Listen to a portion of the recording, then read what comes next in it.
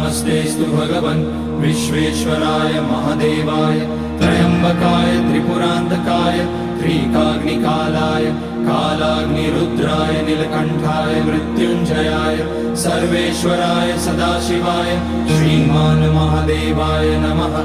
ॐ नमः शम्भवाय च मयोभवाय च नमः शङ्कराय च मयस्कराय च नमः शिवाय च शिवतराय च।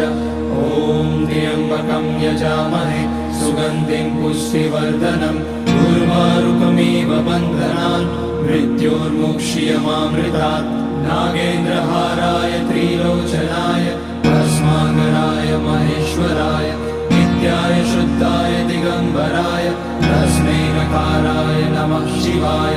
मन्दाकिनी सलिलचन्दन चर्चिताय नन्दीश्वर प्रमथनाथ महेश्वराय